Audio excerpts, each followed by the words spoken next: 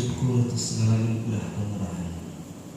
Terima kasih atas waktu dan kesempatan hari ini kami bisa melakukan ibadah, sekalipun harus melalui online ya Tuhan. Terpujilah nama-Mu, Tuhan. Juga mengurapi setiap umat-umat-Mu dimanapun berada, setiap jemaat-Mu, dan juga siapa saja yang bergabung bersama kami dalam ibadah live ini ya Tuhan. Urapi setiap mereka sehingga mereka juga boleh dilawat dan semakin sungguh-sungguh menghayati kehadiran Tuhan di dalam kehidupan mereka. Kami serahkan persekutuan kami dalam tangan-Mu, biarlah Tuhan yang menolong setiap kami. Terpujilah nama-Mu, di dalam nama Tuhan Yesus Kristus urapi hamba-Mu, taruhkan perkataan sehingga kebenaran bisa disampaikan bagi setiap kami. Di dalam nama Tuhan Yesus kami sudah berdoa dan mengucap syukur. Haleluya. Bersama kita katakan amin. Kita beri tepuk tangan buat Tuhan. Silakan. Shalom. Baik Bapak Ibu Saudara yang terkasih dalam Tuhan, baik juga yang ada di rumah yang mengikuti ibadah melalui live. Karena keadaan kita kembali mengadakan ibadah secara live Bapak Ibu, itu sebabnya kita harus semakin sungguh-sungguh menghayati betapa hidup ini tragis Bapak Ibu. Tidak ada yang bisa diharapkan dan diandalkan di sini. Saudaraku, kita harus terus menyadari akan adanya realitas hidup dan juga menyadari dan juga menghadapi realitas hidup,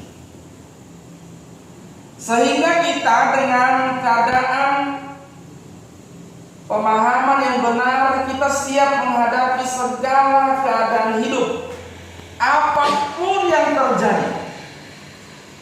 Kalau kita lihat hari-hari ini keadaan demi keadaan, ya, harusnya membuat kita semakin sadar bahwa kehidupan kita di dunia ini begitu tragis. Akibat dosa, akibat manusia jatuh dalam dosa, kehidupan menjadi tragis. Kita lihat keadaan demi keadaan semakin tidak baik. Ya, kita lihat situasi demi situasi semakin tidak baik. Dan sebenarnya hal-hal ini tidak perlu mengagetkan kalau orang Kristen, kalau kita belajar kebenaran dengan baik.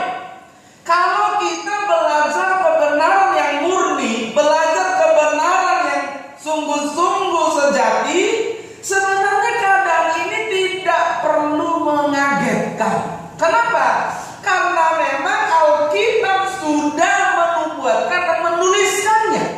Tetapi kalau selama ini kita diajar tentang hal yang salah, berita yang lain yang diambil dari Alkitab tapi disuguhkan, diterjemahkan, disampaikan dengan cara yang lain, dengan maksud yang lain, maka tidak heran kalau ada banyak orang tidak menyadari, bahkan tidak siap menghadapi keadaan-keadaan hari ini dan juga keadaan-keadaan nanti yang semakin sulit. Jadi saya terus ingatkan kepada kita semua, kepada semua orang yang mendengar hari ini, yang mengikuti ibadah hari ini, yang mendengar firman ini, saya terus ingatkan, sadari bahwa keadaan-keadaan ini tidak akan semakin baik. Kita punya kesadaran dulu, setelah itu apa yang terjadi baru kita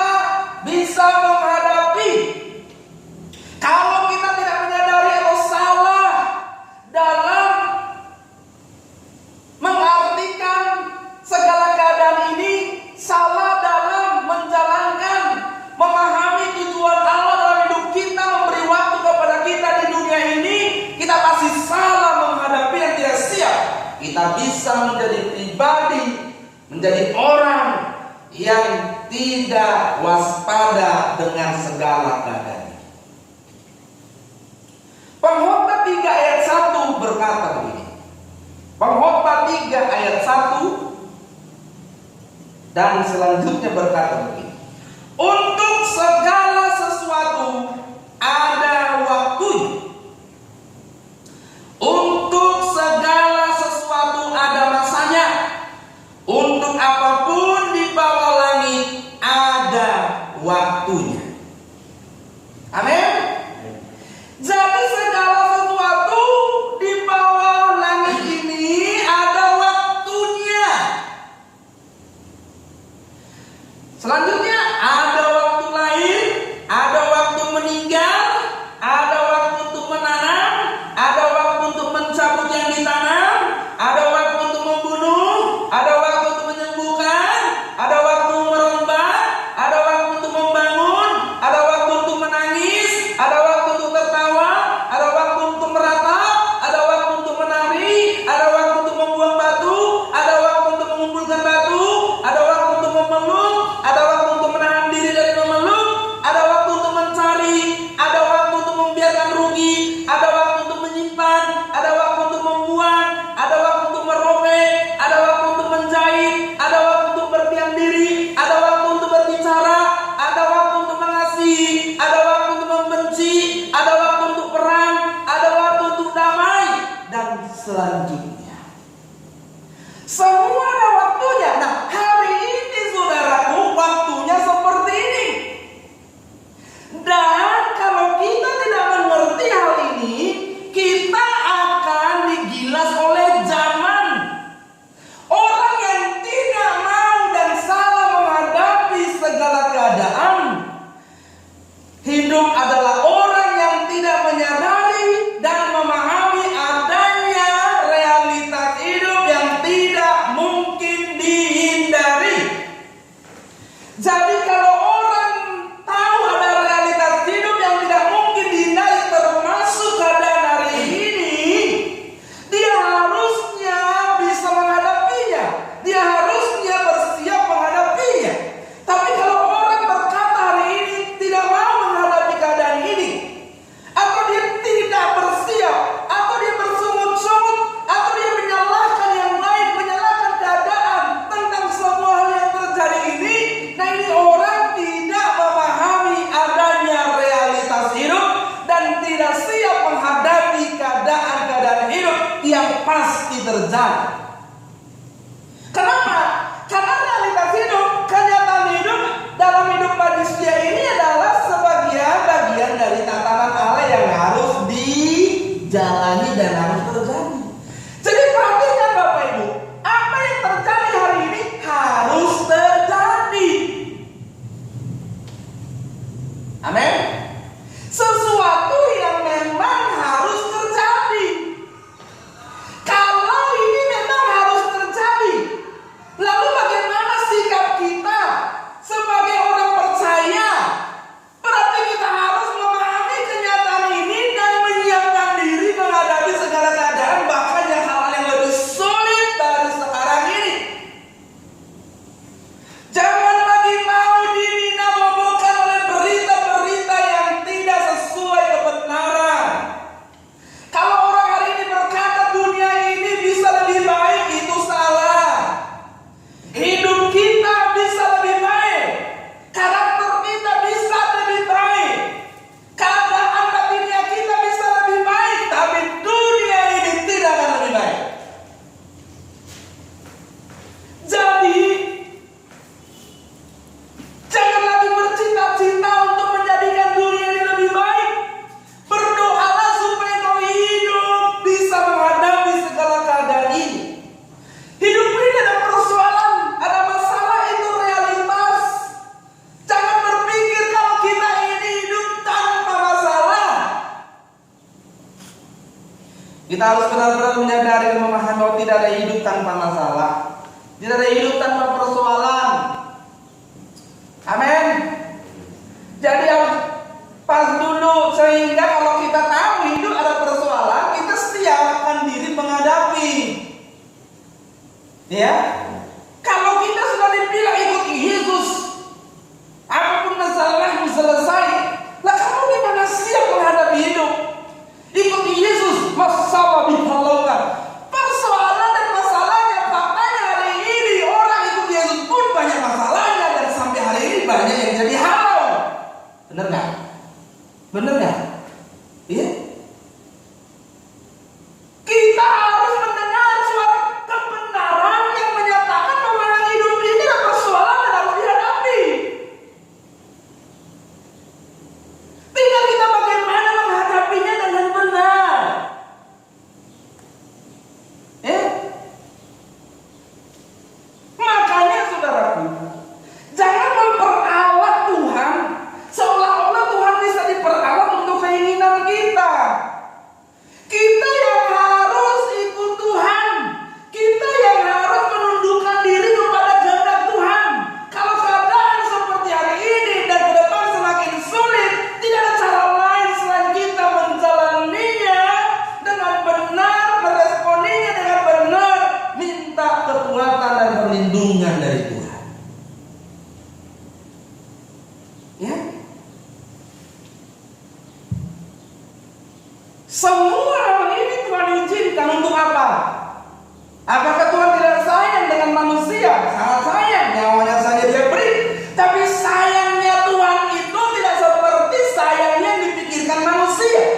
Manusia itu berpikir kalau Tuhan sayang, Dia pasti menolong aku dari kesulitan-kesulitan jasmani, dari kesulitan-kesulitan fisik di bumi ini. Sayangnya Tuhan itu tidak begitu. Sayangnya Tuhan itu adalah menyelamatkan jiwa. Amin. Itu sebabnya tidak masalah seolah-olah Dia diam, seolah Dia tidak buat apa-apa dengan keadaan dunia hari ini. Karena memang bagi Tuhan keselamatan fisik bukan yang utama, keselamatan jiwa lah.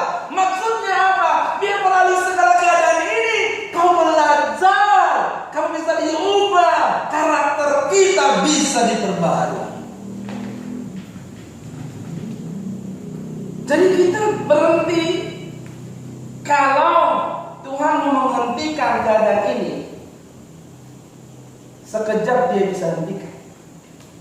Lalu kenapa Dia belum hentikan? Apa maksudnya? Firman Tuhan jelas berkata bahwa segala sesuatu, dalam segala sesuatu Allah turut bekerja untuk mendatangkan kebaikan. Kesalahan banyak orang adalah dia berpikir bahwa dia bisa hidup tanpa masalah. Kenapa begitu? Akibatnya apa? Sehingga dengan paradigma yang salah ini banyak orang tidak siap menghadapi dalam hidup yang benar. Kesalahan banyak orang, termasuk orang Kristen, dia pikir hidup ini tanpa masalah. Makanya waktu dia pun ikut Tuhan Yesus, dia ingin segera masalah-masalahnya yang sebenarnya keinginannya dituntaskan. Sama seperti murid-murid dahulu. Mereka pikir Yesus itu datang untuk memulihkan Israel secara fisik. Mereka menginginkan Yesus itu raja Israel secara fisik. Makanya Herodes pun takut. Dikira Yesus itu datang untuk menggantikan dia menjadi raja secara fisik.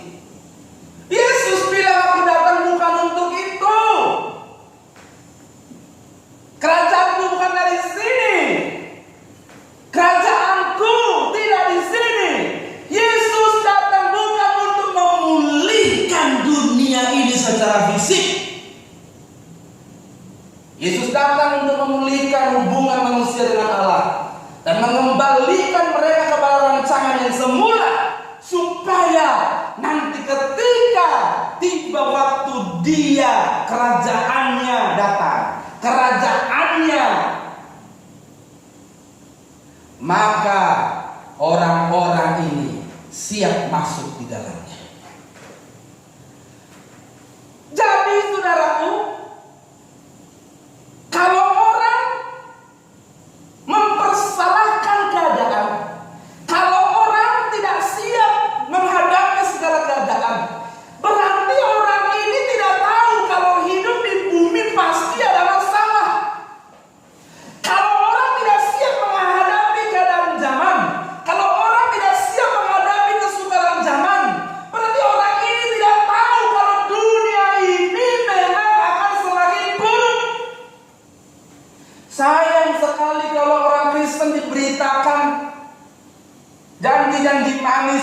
dunia.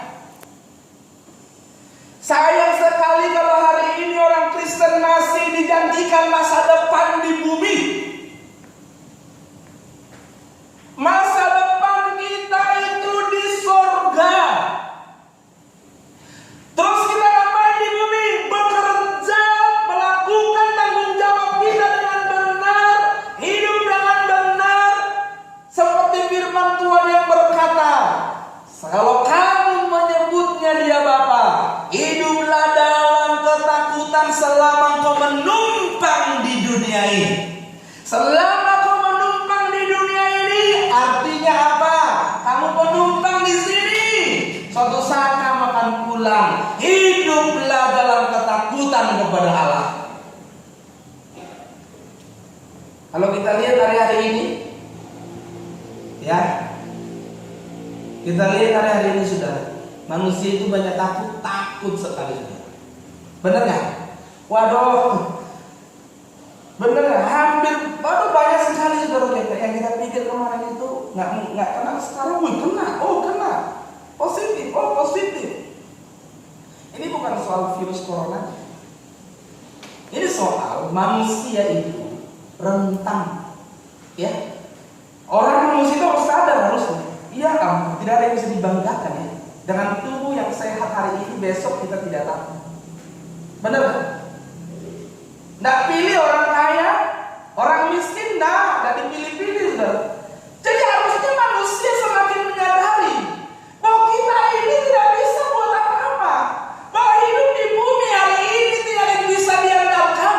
Tidak ada pegangan hidup yang bisa dibuat menjadi pegangan hidup yang kuat dan kokoh di sini. Semua tidak bisa menolong, hanya tinggal tunggu waktu dan giliran. Ya, coba, ada yang positif corona, ada yang mati karena corona. Ada juga yang positif, ada juga yang sembuh. Benar kan?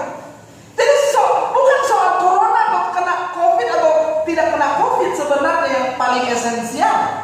Apa yang paling esensial dari semua hal ini? Bahwa kita ini tidak punya kekuatan apa-apa mempertahankan hidup di bumi. Ya, hari-hari ini banyak orang justru mati-matian berusaha bagaimana supaya bisa tetap eksis dan bertahan di dunia. Tapi tahukah Bapak Ibu satu hal? Satu hal yang pasti, tahu nggak? Satu hal yang pasti, semakin dijauhi, semakin dekat. Apa itu? Kematian. Benar? Setiap kita ini semakin mendekati kematian. Tapi semakin banyak kita sudah tahu itu pasti. Manusia terus berusaha menjauhi. Iya kan? Tapi saya kasih tahu, semakin dijauhi, tapi justru semakin dekat. Apa ya? Kematian. Ini benar-benar tragis. Orang mau buat apapun untuk mempertahankan, menjauhkannya dari hal itu nggak bisa. Kita hanya bisa menjaga tubuh kita ini dengan baik semampu kita, sebaik-baiknya supaya kita sehat, sebisa mungkin terhindar dari penyakit. Kita jaga tubuh kita, tapi sebaik-baiknya orang menjaganya pun tetap tubuh ini juga akan mati. Benar nggak? Iya. Selain karena dosa dan kejahatan, semua manusia khususnya orang percaya harus diproses menjadi manusia berkodrat ilahi. Di titik ini akan ada perbedaan realitas hidup yang dialami orang percaya dan non orang percaya. Secara umum semua orang mengalami. Saya mau kasih tahu Bapak Ibu, apakah hari ini cuma orang Kristen saja yang menghadapi masalah-masalah sosial hari ini? Enggak kan? Semua orang kan? Semua. Tapi apa maknanya bagi kita secara khusus? Bahwa keadaan ini mengajarkan kita banyak hal. Oh, tidak ada yang bisa diandalkan di dunia ini. Termasuk diri kita sendiri tidak bisa diandalkan. bahwa tidak ada yang kekal dan permanen di sini. Semua akan berakhir, hanya tunggu giliran. Lalu apa yang kita ambil? Kalau hidup hanya seperti ini, untuk apa saya? Kalau hidup yang sebenarnya bukan ini, berarti hidup yang sebenarnya itu apa dan di mana? Kalau hidup yang sebenarnya bukan ini, untuk apa manusia habis-habisan berjuang untuk hidup yang hari ini? Kalau dia tidak punya rencana, tidak punya masa depan di kekekalan di surga nanti, semua jadi sia-sia dan jadi malang. Itu sebabnya perjuangan hari ini bukan untuk hidup hari ini. Perjuangan yang benar adalah perjuangan hari ini bukan untuk kehidupan di dunia ini, tetapi kehidupan setelah mati, setelah mengakhiri hidup di dunia, yaitu kehidupan kekal di surga bersama Tuhan. Jadi perjuangan kita bukan untuk hidup di sini. Makanya firman Tuhan berkata, arahkanlah hatimu, arahkanlah dirimu kepada perkara-perkara yang di atas. Maksudnya apa? Selama kamu hidup punya waktu di dunia, kamu bekerja, kamu melakukan apapun, bukan untuk hidup hari ini, tapi untuk kehidupan yang akan datang. Amin. Kalau tidak, Bapak Ibu, artinya setiap orang percaya harus diproses menjadi serupa dengan Yesus. Jangan kita kehilangan pegangan dan kehilangan fokus akibat segala keadaan yang terjadi. Manusia itu pasti sakit. Sadar bahwa tubuh kita ini ada batas kekuatannya. Benar nggak? Nggak ada orang nggak bisa sakit. Kita bisa sakit dan tidak sembuh. Kalau hari ini orang sakit bisa sembuh, ada juga orang sakit dan bisa sembuh. Jadi tergantung kehendak Tuhan, tergantung bagaimana Tuhan mengizinkan kita sembuh atau tidak. Makanya saudaraku, sakit atau sehat bukan soal sembuh atau sakitnya yang penting. Yang penting adalah bagaimana kita memiliki kesembuhan batiniah. Memang sakit fisik itu bisa sembuh, tapi bisa juga tidak sembuh. Benar nggak? Faktanya kan begini. Makanya kalau ada orang berkata begini, datanglah ke berdoa, semua penyakit disembuhkan, pasti disembuhkan. Itu bohong apa enggak? Hah? Bohong. Tapi kalau tidak bilang Yesus bisa menyembuhkan semua penyakit, itu benar. Tapi apakah Yesus pasti menyembuhkan semua penyakit? Tidak. Kenapa? Faktanya banyak orang sakit tak sembuh, sekalipun itu orang percaya. Benar nggak? Hah? Ya. Makanya penting kita waktu berurusan dengan Tuhan, penting kita bersikap sebagai orang yang memahami kehendak Allah, sehingga kita bisa berkata, bukan kehendakku, kehendakmu lah yang jadi. Ya. Jadi kalau kita sakit, sembuh puji Tuhan, tidak sembuh pun tetap puji Tuhan. Kenapa? Karena memang yang paling penting bukan kesembuhan fisik, tapi kesembuhan batiniah. Orang mau sakit, mau sehat, tetap saja mati. Bukan soal sakitnya, bukan soal sehatnya, soal matinya. Kalau kita mati, apakah batiniah kita sudah sembuh dari sakit? Itu sebabnya Paulus berkata dalam 2 Korintus 4, coba. 2 Korintus 4 ayatnya yang ke-16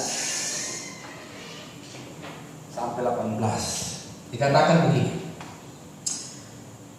Sebab itu kami tidak tawar hati, tetapi meskipun manusia lahiriah kami semakin merosot, namun manusia batinnya kami dibaharui dari sehari ke sehari. Sebab penderitaan ringan yang sekarang ini mengerjakan bagi kami kemuliaan kekal yang melebihi segala-galanya, jauh lebih besar daripada penderitaan kami Sebab kami tidak memperhatikan yang kelihatan, melainkan yang tak kelihatan. Karena yang kelihatan adalah sementara, sedangkan yang tak kelihatan adalah kekal. Paulus menuliskan ini karena dia mengalami betapa sukarnya hidup di dunia. Bahkan dia bilang, meskipun manusia lahirnya kami semakin merosot itu maksudnya semakin rentan, semakin gak ada daya, semakin tua, semakin banyak serangan penyakit. Fisik makin lemah. Bisa karena apa saja, bisa karena penyakit, bisa karena kekuatan yang menurun. Tetapi Paulus katakan apa? Manusia batinnya kami dibaharui dari sehari ke sehari. Maksudnya apa? Semakin bertumbuh, semakin disembuhkan, semakin dibaharui, semakin disempurnakan dari sehari ke sehari. Meskipun keadaan fisik, meskipun secara jasmani semakin merosot, tapi secara batinia semakin meningkat. Itu sebab dia kata, penderitaan ringan yang sekarang ini mengerjakan bagi kami kemuliaan kekal yang melebihi segala-galanya. Coba saudara, penderitaan ringan yang bagi kami hari ini, yang kami alami hari ini, mengerjakan bagi kami kemuliaan kekal. Jadi kalau kita, ibu Tuhan, punya persoalan, punya masalah, punya penderitaan karena kebenaran, upahnya itu di kekekalan, kemuliaan kekal. Tidak sebanding dengan apa yang kau dapat di dunia.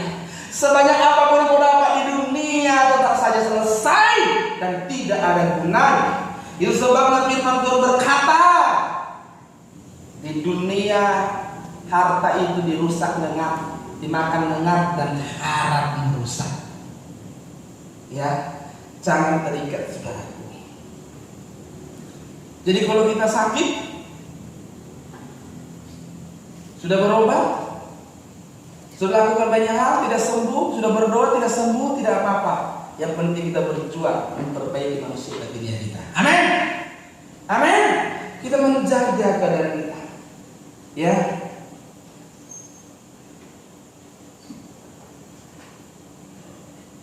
Realitas ini tidak dipahami, sehingga banyak orang tidak siap. Makanya kalau ada orang sakit, saudaraku, langsung latah. Pasti sembuh.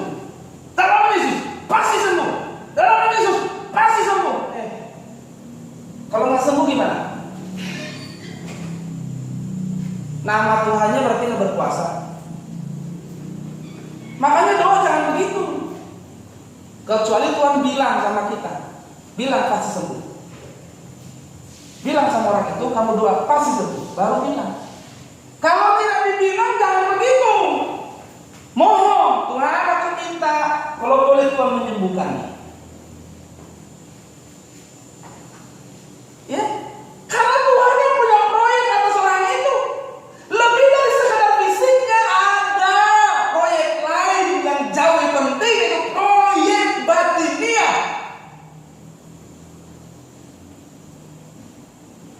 Ya, makanya banyak orang salah.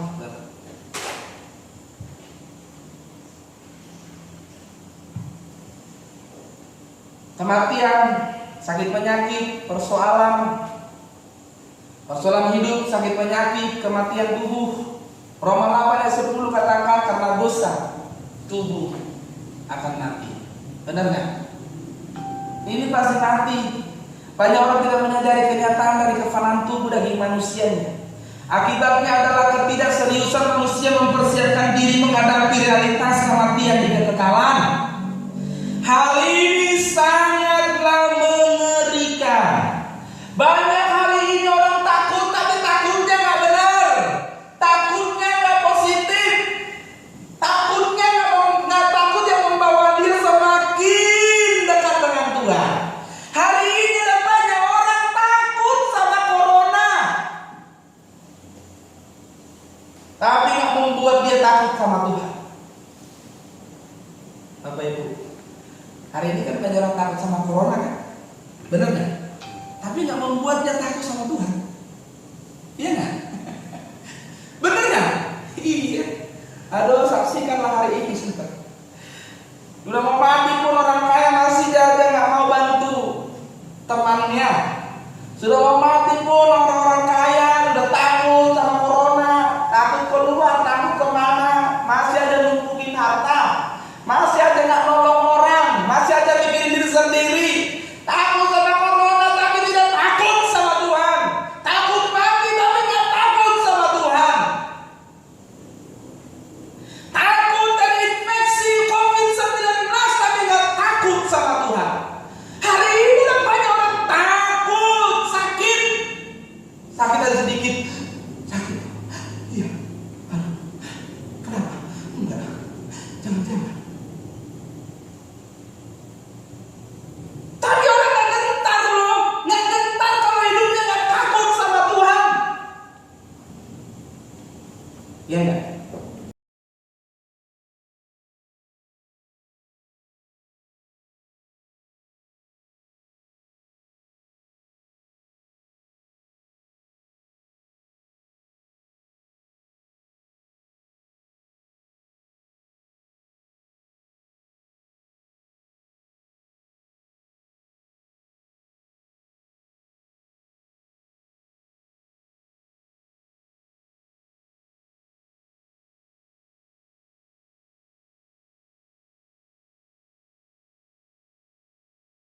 Coba saudara.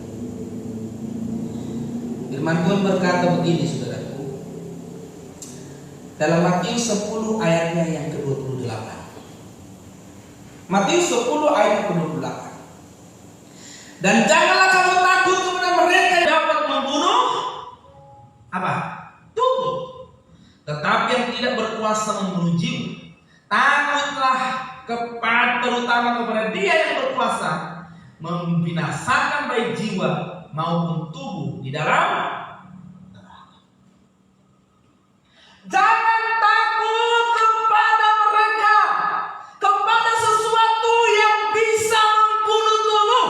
Apa yang bisa membunuh tubuh? Penyakit, apalagi penderitaan, apalagi kecelakaan, apalagi pembunuhan, apalagi kesulitan-kesulitan hidup membunuh tubuh. Firman Tuhan berkata, jangan takut kepada mereka yang dapat membunuh tubuh. Hari ini orang takut sama corona tapi nggak takut sama Tuhan. Hari ini orang takut kelaparan tapi nggak takut sama Tuhan. Hari ini orang takut miskin tapi nggak takut sama Tuhan. Hari ini orang takut nggak punya harta tapi nggak takut sama Tuhan. Hari ini orang takut sama manusia tapi nggak takut sama Tuhan. Firman Tuhan berkata, jangan takut kepada mereka yang dapat membunuh tubuh, tapi takutlah terutama kepada Dia yang berkuasa membinasakan baik jiwa maupun tubuh di dalam neraka. Amin. Amin. Jangan takut terhadap serangan terhadap tubuh, sekalipun itu bisa membunuh. Corona bukan untuk ditakuti tapi diwaspadai. Amin. Kalau kamu harus takut, takutlah yang positif. Ketakutanmu harus membuat engkau semakin takut akan Allah. Takut akan Allah berarti apa? Kamu ikut Tuhan sungguh-sungguhlah. Udah, hidup jangan untuk dirimu sendiri. Lihat keadaan, lihat situasi. Apa yang kau coba mempertahankan? Hidup ini harusnya hanya untuk Tuhan, tidak boleh untuk yang lain. Kita harus sadar bahwa hal yang menakutkan adalah bahwa kita tidak tahu kapan kita mati. Dan kalau sampai kita mati, kita tidak didapati layak masuk surga. Aduh, itu menakutkan. Jadi bukan kematiannya, tapi hari ini orang takutnya itu mati. Kematiannya itu bukan menakutkan. Yang menakutkan itu adalah kalau kita mati nggak masuk surga. Benar nggak? Kenapa? Karena kamu takutkan pun masih mati. Semakin dijauhi semakin dekat itu kematian.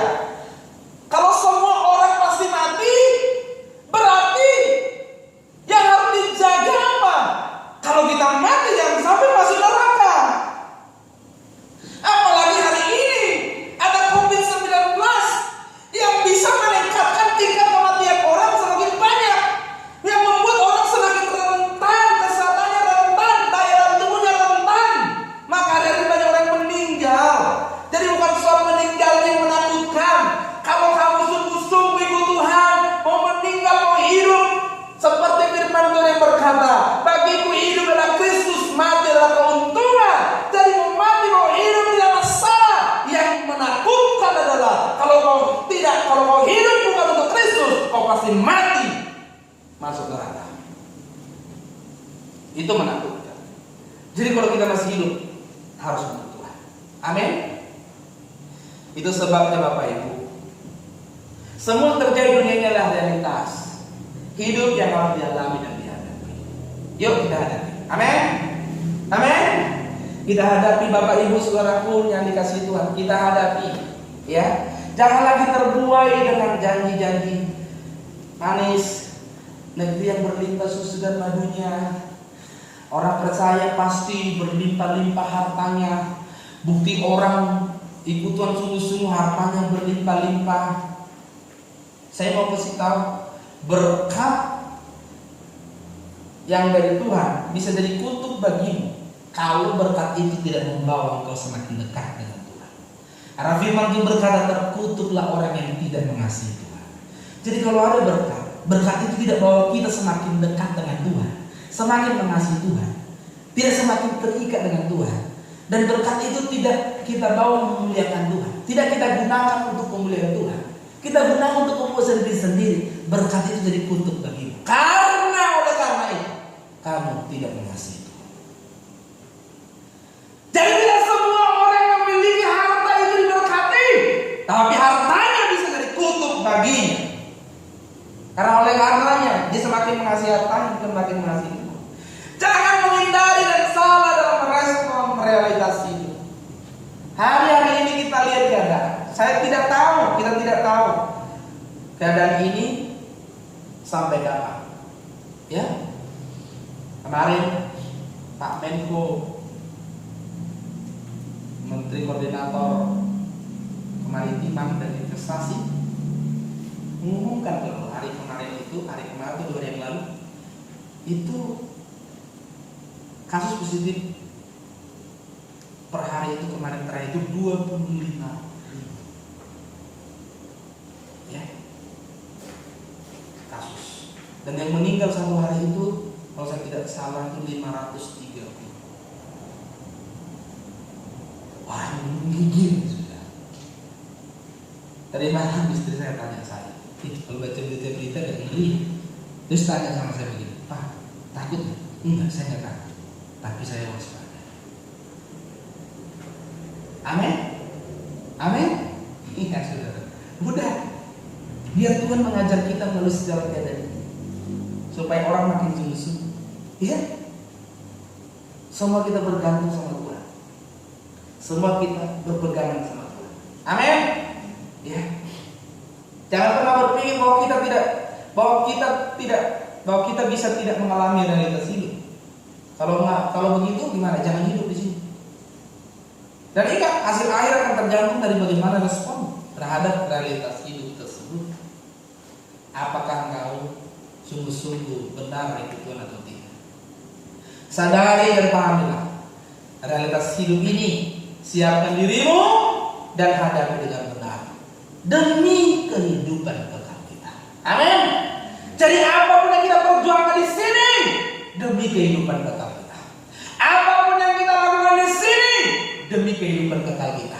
Itu sebabnya hari ini kita terus berlatih untuk tidak terikat dengan apapun di dunia ini, sehingga kita semakin bisa terikat kepada Tuhan. Kita terus berlatih.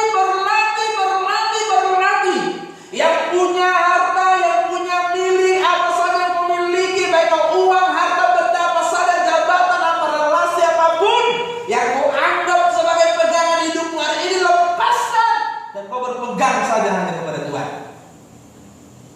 Kalau kau melakukan apapun jangan terikat. Kalau kau memiliki apapun jangan terikat. Kita hanya terikat saja kepada Tuhan. Amin. Ingat, karena ini masalah ikatan tidak bisa lepas tiba-tiba dan otomatis. Harus satu demi satu dilepaskan. Itu sebabnya firman Tuhan berkata, jangan mengasihi dunia dan beserta apapun yang ada di dalamnya. Kalau orang mengasihi dunia dan apapun yang di dalamnya, kasih Allah, kasih akan Bapa tidak ada pada orang. Itu sebabnya Bapak Ibu, hari ini kita mau sadari, pahami, dan sadari, menyadari dan menghadapi realitas hidup. Amin. Sudah kita miliki siapa? Sehingga apapun yang terjadi hari ini dan ke depan, sekalipun hari semakin buruk, kita siap menghadapi dan menyelesaikan semuanya dengan baik. Amin. Kita berikan tepuk tangan buat Tuhan. Tuhan